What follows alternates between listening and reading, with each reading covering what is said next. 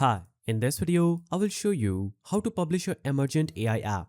So, publishing an Emergent AI app mainly means making it accessible to users through hosting, deployment, and sharing. Emergent AI itself focuses on building and testing AI-powered applications, but it does not automatically publish them for public use. You must deploy your project externally.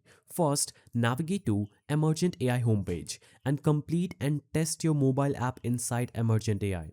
So you can navigate to Emergent AI, create a task from here, or you can just navigate to your recent applications that you will have made and you want to employ. Now, after navigating there, you'll see the tabs, the preview of the app at the right and message agent section through which you can easily customize it. So if I want to deploy this app, I'll have to simply click on this share icon just right here.